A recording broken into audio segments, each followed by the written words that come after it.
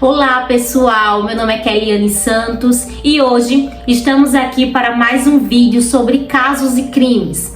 Mas antes de iniciarmos esse vídeo, já gostaria de pedir para que, se você por um acaso não for inscrito no meu canal, por favor se inscreva, curta, compartilhe, todas aquelas coisas que vocês já sabem. E agora vamos para o caso de hoje.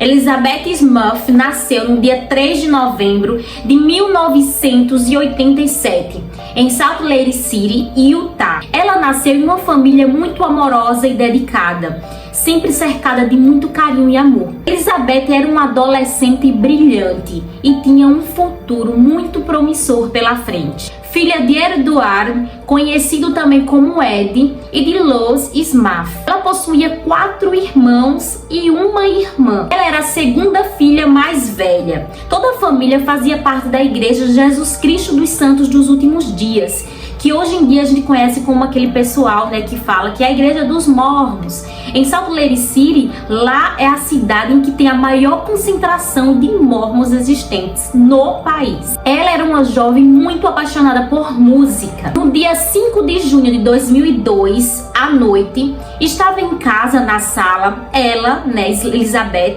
e a irmã dela, que elas duas dividem o quarto juntas. E elas estavam na sala conversando com a mãe dela e tal, fazendo uma hora. E depois elas decidem ir dormir. Então as duas sobem, para o quarto delas, que ficavam num primeiro andar. E lá elas se preparam para poder dormir, todas duas. Durante as primeiras horas da madrugada, depois que as duas irmãs foram dormir, na calada da noite, um homem entrou dentro da casa delas pela janela. Então ele entrou bem devagarinho, bem com cuidado para não chamar a atenção, para que ninguém pudesse acordar dentro da casa. Então ele foi subindo em direção ao quarto das meninas. E nesse momento ele tentava seguir a sua própria sombra, com medo de que alguém pudesse vê-lo.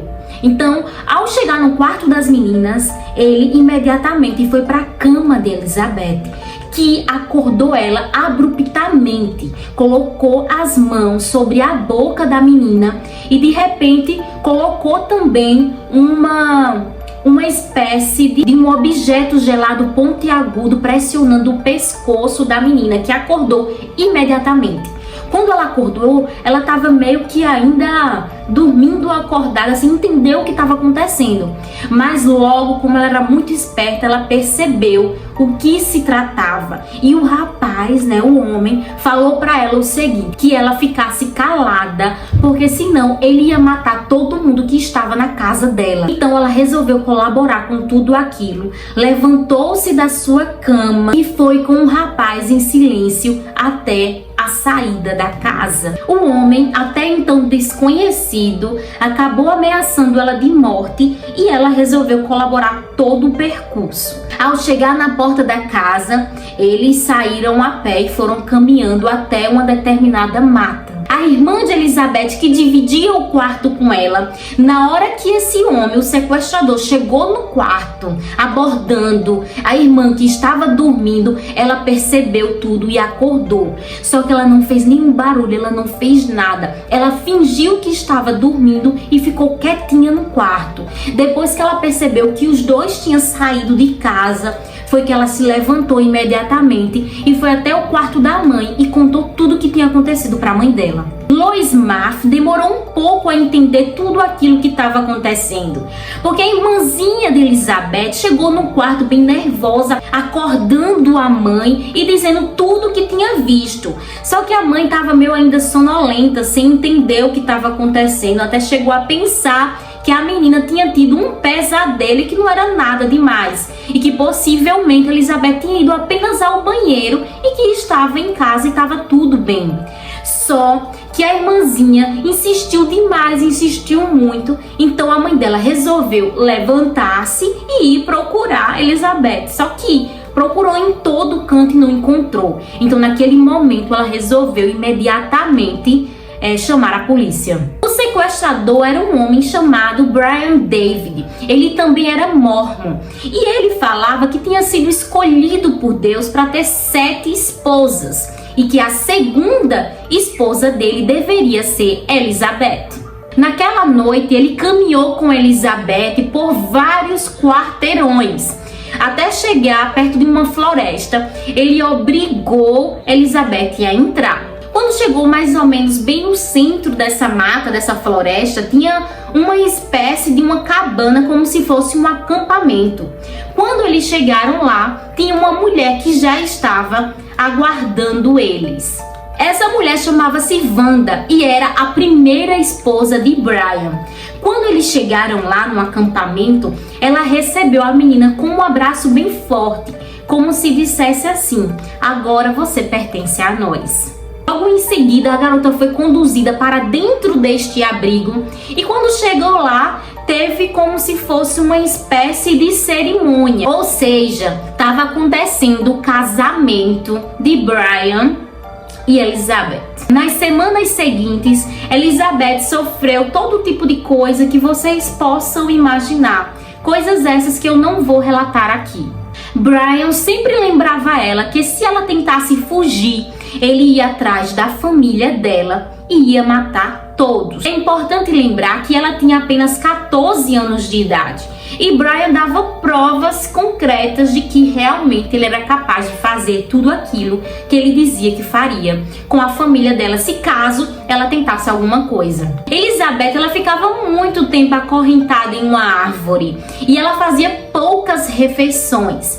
Geralmente durante o dia, quem saía para ir atrás de comida e atrás das coisas para dentro de casa era o próprio Brian. Então ele saía e deixava em casa ela com a Wanda. Em nenhum momento ela fez com que a menina pudesse fugir, ajudá-la a sair de toda aquela situação em que ela estava vivendo. Pelo contrário, ela era muito obediente ao Brian. Teve um certo dia que eles três foram a uma biblioteca pública e lá tinha uma estudante que estava fazendo umas pesquisas num computador. Só que de repente ela percebeu aquelas 3 pessoas meio que suspeitas. Então quando ela olhou para a menina, ela percebeu que tratava-se da Elizabeth. Por quê? Porque naquela altura tinha muitos cartazes da menina espalhados por vários lugares. Ela estava sendo muito procurada pela polícia.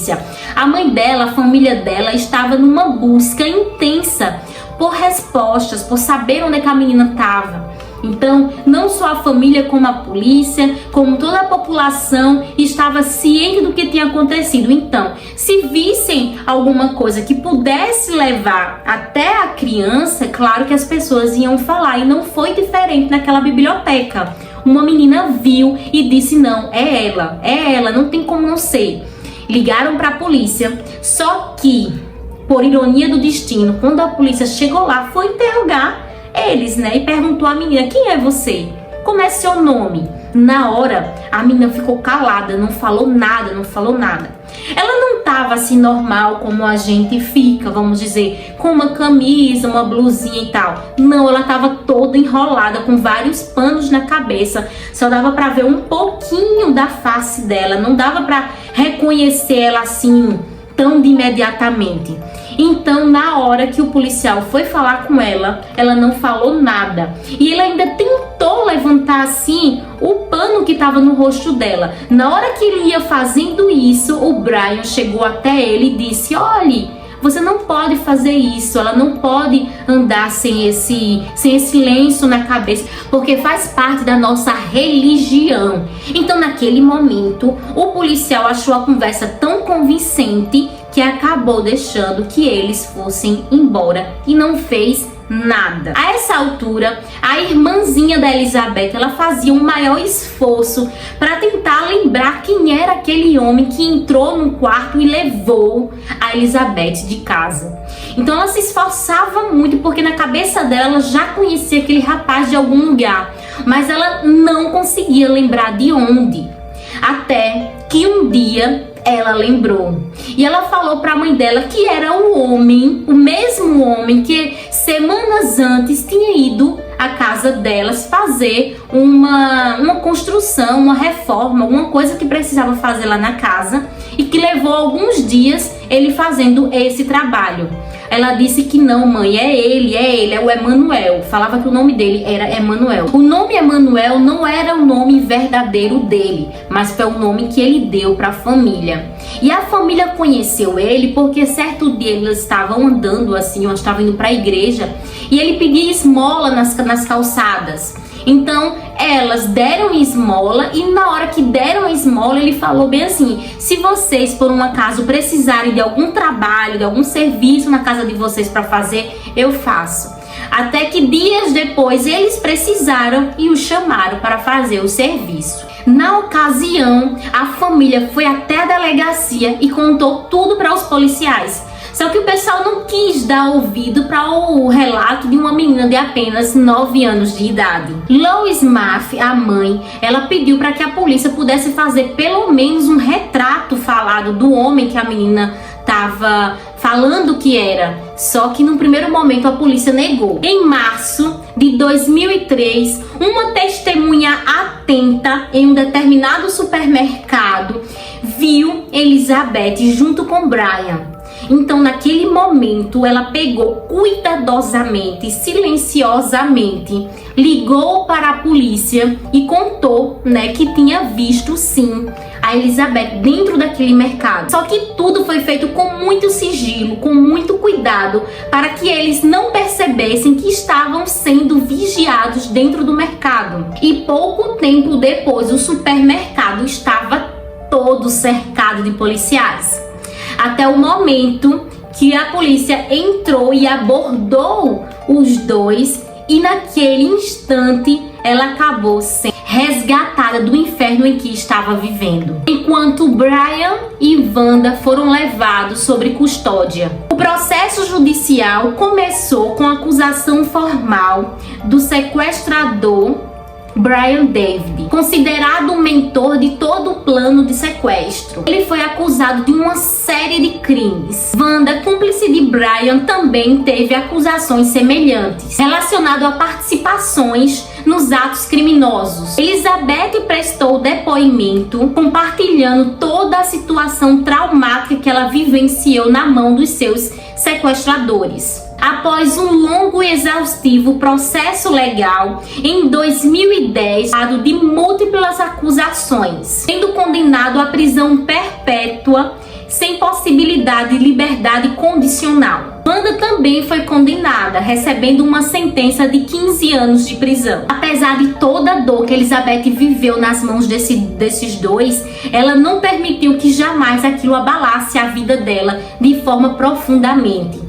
Ela deu a volta por cima e hoje ela dá muitas palestras e ela ajuda muitas pessoas a enfrentarem problemas relacionados a coisas semelhantes da qual ela passou. Ela se tornou uma mulher ativista em todas essas áreas. Ela também escreveu um livro e nesse livro ela conta tudo o que ela passou durante o tempo que ela ficou sequestrada. No dia 5 de junho de 2017, ela lançou também um filme chamado I Am Elizabeth Maff. Eu sou Elizabeth Maff. A história de Elizabeth é uma história de grande superação. Depois de um tempo ela casou e teve 3 filhas lindas e vive muito feliz com todos os seus planos e com todos os seus projetos de ajudar outras pessoas a enfrentarem dificuldades semelhantes à dela. O caso de hoje é esse. Muito obrigada por você ter chegado até aqui. Se você não se inscreveu, por favor, aproveite esse momento, já se inscreve, curta e compartilhe. Até uma próxima e tchau, tchau!